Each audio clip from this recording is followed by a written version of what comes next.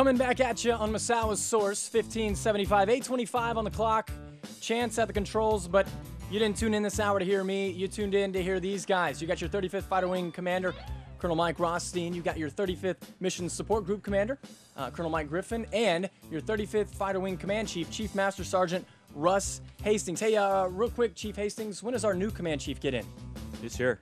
He's here. Yeah. He's hanging I just around. haven't let him out. I've locked him in his house. I gotcha. Yeah. Want to protect him as long as you can. I'm slipping pancakes under the door to him. Wait, we've actually we've got a caller right now, gentlemen. We've got Mary Connolly hanging by on our source line, 226-1575. Hello, Mary. Are you there? Yes, I'm here. Hey, good morning to you, Mary. You got a question for our 35th Fighter Wing leadership? Yes. This summer I had like a total knee replacement, and I was talking to Colonel Wimmer like in September about maybe getting sinkable steps or something for the pool so you can get in and out since I can't climb the ladder. And also I've been going to physical therapy, and lots of people with their arms that don't have enough strength to pull out of like the ladder pool, sinkable steps would be good.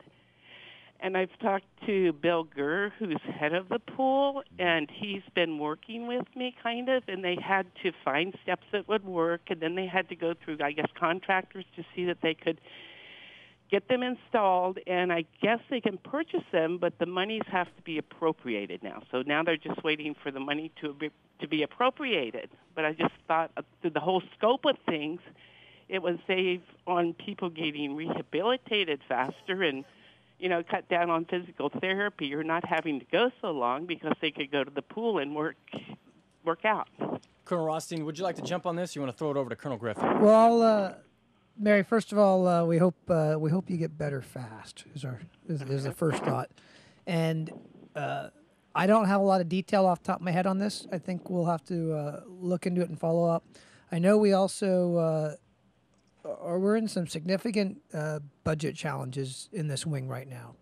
Not only in terms of what money we have, but we're also going through the process of how we are getting money, how we're working with higher headquarters on that. And so it's been a very challenging fiscal year for all of our commanders. And so we'll have to take a look at it. There are different pots of money that things come from and that sort of thing. And I don't think you have anything more on that, Mike, but other than we can follow up. I will definitely follow up, Mary. Now, this is Mike Griffin. I will also tell you I remember when Colonel Wimmer, I think there was a retirees day when you came in and discussed this. Right. And I would like to say that I'm very impressed that you follow the process all the way. That is a very impressive to know you've talked to know the people and that they're at least working it. Okay. And as Colonel Rothstein talked about the money topic, 100% correct. But I will tell you, if you'll email me, john.griffin, I will follow up on that and find out exactly where we are and what it looks like over the next couple months to do that. Okay. Thank you. I mean, it would just help the whole command all the way around, too. Yeah, I think it's a good idea. I agree, Mary. I think it's a good idea. We've just got to work, rack and stack it with a lot of other good ideas that are out there. And then again, even sometimes when we go, hey, we think this is a great idea. It's not real expensive. It's been a frustrating year for us sometimes and not being able to get the right color of money in the right pot at the time we need it. But we'll follow up on it. And if, like I said, john.griffin@massawa.af.mil. That is correct. And he's really good about following up. Hey, Mary, thank you so much for your call this morning on Commander's Open Line. 8:29 is your time on the Source, 1575. You do have Colonel Rothstein, Colonel Griffin, Chief Master Sergeant Russ Hastings here hanging out on Open Line. So you can be like Mary, get your call in, 226-1575. If that line is tied up by another caller, you can also hit us up at 226-3621. Email those questions to 35fw.pa@massawa.af.mil. And last but not least, go to Facebook, search AFN Massawa, and leave your question or comment right there on our Source wall. Now, something that's been a big topic as of late, I know we talked about it at our staff meeting this past week here at AFN Massawa, is Resiliency Day. Now, I know this is something that's been directed by Headquarters Air Force. That's how it was briefed to us. Colonel Rothstein, what are we looking for on Resiliency Day? Well, certainly General Schwartz, our Chief of Staff, is concerned across the force at some of the trends he's been seeing. Specifically, we had a pretty significant uptick in the number of airmen and their families who made that choice to end their lives. And so he wants to make sure that we're putting some time into thinking about how we do this, thinking about how we help each other out, how we get through those tough times, how we become more resilient as a force. I won't speak a whole lot about now because I know I'm going to get on the radio on Monday morning to sort of kick that off. But we're going to take Monday and we're going to sit down and we're going to kind of take some time to think about how we can do this better individually, as small groups, as a unit. And we're going to put some, collective corporate effort into, being better at this. And what I like about resiliency is it's not just a code name in my mind for suicide prevention. Right. It's a lot more. Covers a lot more than that. It does. Sir, if I can give an analogies, I know throughout life we always go through hills and valleys, but it allows us so that we are literally, when we're in the lowest valley, we can still climb that highest hill. And we all get in low valleys, and we want to make sure we can still have the tools and the support lines out there to climb that highest hill. So please attend the classes. Please step back and think a little bit that day. Yeah, and the thing I'd also throw out, that day will only be as good as we make it. Right. And it will be easy for us as a wing, or as a squadron, as a flight, as a shop to sort of, check the mark, pay lip service to it, and, go, okay, yeah, Misawa did it. But we're going to do it anyways. Right. So we might as well do it well. Yeah. And I need all our airmen to help contribute to that, to be active part of participating in things. And so we're going to take the time. Let's do it. It doesn't take longer to do it well. So let's, put some heart and soul into it. Right. Chief Hastings, obviously, taking a day out, to really attack this thing head on is great. But resiliency is something that we all have to work on every day. Right. As an enlisted leader, 30-year career, what's some good advice that you can give? Well, I would just say that I think the Resiliency Day is a great thing. I think we need to take it beyond that day and make it something that we're aware of always. I think the bottom line comes down to leaders knowing their people and knowing what's going on in their lives. Chief McLean, the PACAF command chief, had visited this week, and that was one of his messages. And we lost a chief master sergeant last week that took his own life, and that is something that just hasn't happened in the past. We're having a hard time figuring out what's going on here and getting our hands around this. 13 Air Force suicides since the first of the year, which is it's a terrible number. But I think if it really comes down to knowing what's going on in your people's lives is the way that we can really approach this the best. So that's the message that I want to leave for everyone. Hey, and real quick, because we just had a call on 226-1575. Colonel Griffin, I've heard some rumblings from folks, go around. They say, when we have days like this, why is it that a lot of these mission support group facilities have to close down? We get minimal manning, a lot of facilities. Some are closed altogether. Can you explain to some of our military members and dependents and civilians out here why that happens? Part of it is to ensure that those members also have the opportunity to attend these classes and to take a stop break and understand resiliency and some of the other ones. But I will tell you, we do our best to keep some things open at Minuteman. We try to keep the fitness center still with some minimum hours. We try to keep the dining facility still going. So some of the key things, your fire response, your emergency response type of scenarios, they continue to go.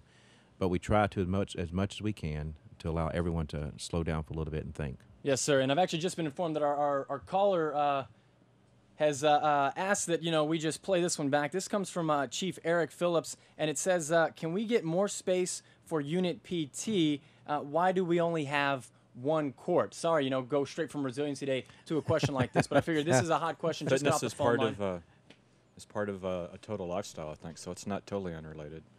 Yeah, no, it's a good question. The bottom line is our gym's too small. Yeah.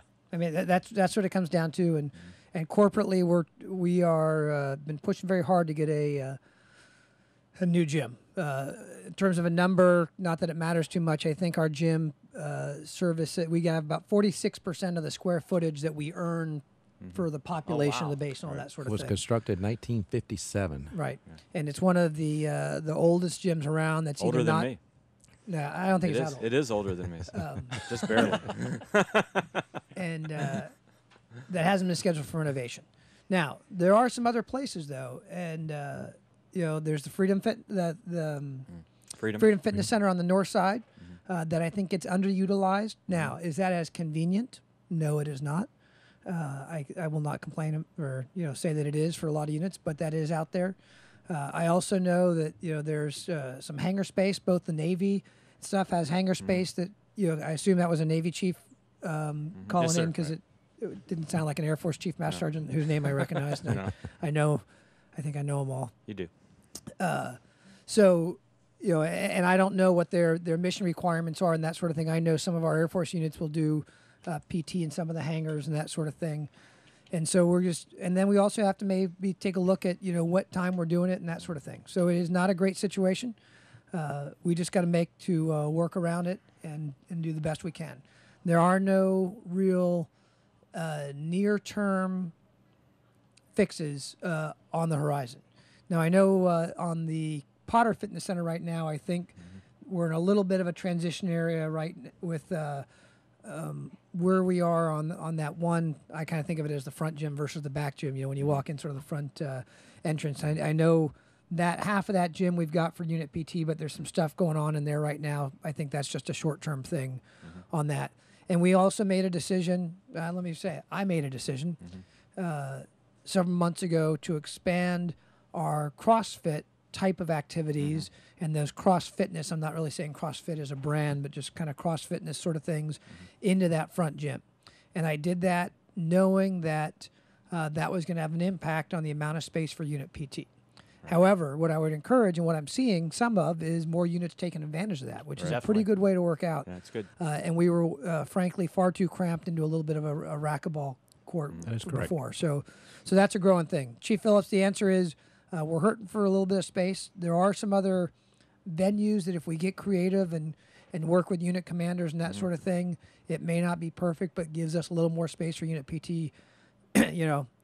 The LRS squadron they do PT in a hangar every Tuesday morning at 949, and they make that work. And we have the Weasels Den also as an option with our indoor running track. So yeah, and I wanted to hit on that real quick. My producer whispering in my ear again, just wanted me to go with one of these follow-ups from last week. It looks like we had an answer to it, or excuse me, last month. Can the Weasels Den be open to test year-round? Colonel Griffin, what was the final determination on that? I know part of it dealt with the heat inside and running at the top part of it, and that was the main discussion that we had, if I remember correctly on that one. Yeah. I think that the only reason we would cancel testing in the summer is because of heat, and the Weasels Den is not going to be a viable option. Because it's going to be just as hot. Well, it's going to be probably worse. I think outside would be much better than running in the Weasels Den. Definitely. 226-1575, the number to dial. Love to take your question on the air. And, well, don't worry, you don't have to show your face. Now, if you want to see our faces, you can go to Channel 8 right now. That's the Pentagon channel. We'd love to have you tune in there. Or just keep that radio turned on and up to Misawa Source.